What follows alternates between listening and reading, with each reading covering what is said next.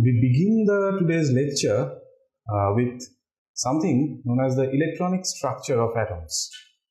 This is a topic that you have already been acquainted with closely during your schools. So let us straightway go into the topic. The journey of electronic structure of atoms actually began, as early as 1803 with John Dalton, who actually shed the light on the atomic nature of matter. There were several channels through which this development has taken place. Firstly, there were three essential lines of development. The first being the study of atomic spectra, the second one being the atomic structure, and the third one in the quantum theory. All these three developments took place at a time which was essentially the 19th century. There were a lot of people involved in such a development, and as we can see from this list, there have been a lot of activity in this field throughout this time. To start with, the development of atomic structure was very closely related to the development of the idea or the concept of the electromagnetic radiation, that is light. The nature of light was essentially studied most closely by Maxwell, and he actually found that the light is essentially an electromagnetic wave.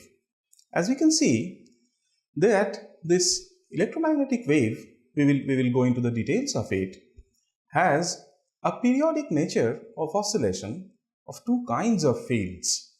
You see from this slide that there is a definite term called a wavelength associated with the light, and the amplitude or the maximum displacement that this simple wave suffers is its amplitude. This height of this wave or the maximum displacement of this periodic function is represented by the amplitude, while the distance in between the two successive crests or the two successive troughs is measured in terms of the wavelength of this light. So, as you can see that you can also define another term which is related to the reciprocal of wavelength, which we call the frequency of the light or the frequency of the wave. So, the shorter the wavelength, the higher is the frequency. That means you always get an idea of the number of oscillations taking place per unit time, and once these oscillations are there, this frequency can either be a higher frequency or a lower frequency, as you can see from these two diagrams. So, electromagnetic wave essentially is a bit different from these ordinary waves that we are seeing here. Electromagnetic waves are essentially two definite vibrations, two definite oscillations. One is the oscillation of the electric field, the other being the oscillation of the magnetic field, and these electric and magnetic fields lie perpendicular to one another, and both these electric and magnetic fields are both perpendicular to the direction of propagation of the light. Actually, this entire idea of electromagnetic nature of light was initially proposed by Michael Faraday, and actually this was later proved mathematically by Maxwell. So this is what an electromagnetic wave looks like. You can see that this blue oscillation going like this is the electric field vector. These red oscillations going like this, which are perpendicular to the blue ones, these are the magnetic field vectors oscillating, and this black line is the direction of propagation of light. So this is what light essentially was in the 19th century. And from this idea, it was later found out that the electromagnetic spectrum is essentially a combination of many different wavelengths, starting from some 10 to the power minus 11 meters and going to 10 to the power 3 meters, or in terms of frequency, it starts from some 10 to the power 4 hertz, that means second inverse, and goes as high as up to 10 to the power 20 hertz or second inverse. Now, all of these electromagnetic radiations, they are classified into different varieties. There are gamma rays, there are X-rays, there are the ultraviolet radiation, there is a visible radiation, there is the infrared, microwaves, and the radio frequency range. All these kinds of electromagnetic radiations have one thing in common. They travel with the velocity of light c. C has a value of 3 into 10 to the power 8 meter per second in vacuum. Now, as we go on, as we move ahead, we see that we have a definite idea of light. Now, there were essentially three main issues that actually troubled the 19th century science. One being the light, which was clarified to some extent by Maxwell and Faraday, and there was the concept of light and energy. How is energy related to light? And there was a third one, which was the interaction of light with matter. All these three concepts, or all these three mysteries, as you can see, that actually was an important part of the 19th century science, started again with the study of matter. There was something called a black body radiation. Essentially, it was seen that metals, they glow when they were heated to very high temperatures. And especially certain kinds of metals which are hard if coated black, and when they were irradiated with light, irradiated with electromagnetic radiation, they were seen to emit lights of different frequencies, and they actually radiated and actually obtained the thermal equilibrium upon this radiation. Now, two people, one was Lamar, the other was Springsteen, they actually studied this spectrum of blackbody radiation very closely. What they did was they plotted a graph where the x-axis of the graph represented the wavelength of light, while the y-axis of the graph represented the energy emitted per unit area per unit time of this black body. Essentially, any black body is a surface of a particular metal covered with something black like the carbon black. The spectral output from this black body that was obtained by Lamar and Springsteen, it actually shows that there are curves like this. If you can see this red curve, this has been plotted at a temperature where the black body was heated to 3000 Kelvin. There is another curve above it, which is the green one, which was plotted at a temperature when the black body was raised to 4000 Kelvin, and the blue one was at 5000 Kelvin, and so on. If you closely observe this graph, you can see that upon rising the temperature, the maximum in this energy versus wavelength curve, the maximum has kept on shifting towards the left a little. These were certain observations that were actually seen from the radiation emitted from a black body. So, what might have been the cause of such a plot? One possible reason could have been that the light emitted when these atoms in this metal piece, they oscillate or vibrate, but it was later found out by Planck that they can oscillate at only a particular frequency nu, and the energy associated with such oscillations were related by means of a very simple formula called E is NH nu, where N is always a positive definite integer other than 0. H is a universal constant which is called the Planck's constant, and we will show its value. And it was found out that higher temperature leads to shorter wavelength of light. That means there is a more kinetic energy. That means there is more energy, because temperature is related to the kinetic energy of atoms, and there must be a relationship of energy and wavelength. If you see that Planck's relation that was there in the previous slide, this energy is NH nu, this relationship was essentially some sort of a relation where, as I have told you, that this N represented a number. This represents a particular number which is an integer and which is always positive definite. So, this positive number which can take up values like 1, 2, 3 and 4 and so on up to infinity, this number can never be a fraction. So, in effect, what we observe is that Planck's formula is essentially some formula which quantized energy. The word quantum essentially represents that it is liberated or absorbed in the form of packets, and this is proportional to the frequency of radiation, h nu, nu. And the value associated with this universal constant, which we call as the Planck's constant, is 6.63 into 10 to the power minus 34 in units of joule second, or if you go over to ergs, it will be 10 to the power minus 27 erg second. Okay, second mystery that actually troubled the 19th century science. This was something known as the photoelectric effect. It was known that when metal surfaces were irradiated with light, these metals emitted electrons.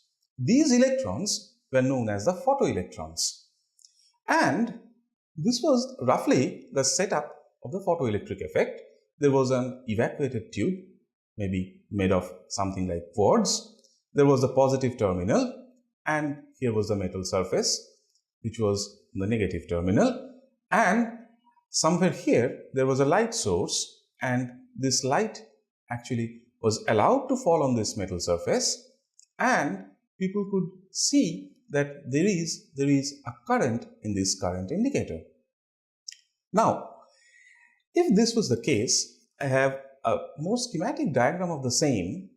So, if this was the case, it was observed that increasing the intensity of light actually increased the amount of photocurrent. And this amount of photocurrent that increased can be shown by this graph, where you can see IA and IB represents the two intensity values associated with the light. We keep in mind the fact that the intensity of light is essentially, in accordance with Maxwell's theory, it is essentially the number of waves or the number of wave fronts that intersect per unit area per unit time. And what was more striking was that, independent of the intensity, there was only one value of the stopping potential, the potential at which there was absolutely no kinetic energy associated with the photoelectrons. So, independent of the intensity, the stopping potential value was same for a definite metal. The second observation being that this entire experiment relied upon the fact that for a particular piece of metal, there was only a characteristic frequency which we call, say, nu0, beyond which photocurrent was obtained. So this particular frequency or the threshold frequency was the minimum frequency after which or beyond which the photocurrent was observed. This particular frequency, which we call as the threshold frequency, as I have just said, this, when multiplied by the corresponding value of the Planck's constant, actually led to some quantity which we today know as the work function associated with the metal. Please try to distinguish in between work function and the ionization energy associated with the same metal. While ionization energy essentially means that it is the minimum amount of energy needed to strike off the most loosely bound electron from a surface of the metal, this work function incidentally is something which has to do with the solid phase. So there was no necessity that the metal has to be taken to the gas phase prior to striking out of this most loosely held electron. So work function is in a lot of ways different from the ionization energy of the same metal. So what were the observations? So the observation was that no electron emission was observed until some minimum energy was used. This minimum energy has a relationship with the threshold frequency that I have just mentioned to you. The number of electrons that were ejected were independent of the frequency, but the number of electrons actually depended on the intensity of the light used. And there was a striking difference. classical theory, which actually say that the light is wave in nature. So if light was really wave in nature, then the classical theory said that the energy of the ejected electron should increase with the intensity, because since intensity in a way is proportional to the number of waves that are present at the particular location, increasing the intensity should have increased the corresponding number of or the energy of the photoelectrons. But it was not observed. This was a striking difference or a deviation from the classical theory. In addition to this, experimental observations also actually showed that if light consists of massless particles, which we later call as photons, then all of these observations could be explained. So Einstein, what he did was he simply actually propounded the idea of photons. So these photons were essentially massless, energy-carrying particles associated with light. So this is something of a different, because we are calling a photon as a particle, but yet it has got no mass. So please note that these massless particles are the photons. So these particles come with a zero rest mass. So this is essentially the photoelectric equation, where the energy of the photon seems to be distributed in between two parts. One of the parts associated with the photon energy goes into providing the kinetic energy of the ejected photoelectrons, while the other part, which is the initial part, that actually gives the requisite amount of work function to the metal so that the most loosely held electrons in the metal can escape. So, as we have just said, light actually came into packets of energy, and each packet of this light was dependent on the frequency of the light by the Planck's relation. That means if you throw some n number of packets of light, then each of these packets will be having an energy of E equal to h nu. So n packets will be having an energy of n h nu. So this was the basic idea behind the explanation of the photoelectric effect. Now the frequency of the light, actually when we explain it in terms of these photons, the frequency of the light says that this is essentially the number of packets per second that we are getting. So there was no concept of a wave within the framework of the photoelectric experiment. Okay, now let us move ahead. So what we have just observed is that light, according to Maxwell, was a wave. It was essentially an electromagnetic wave.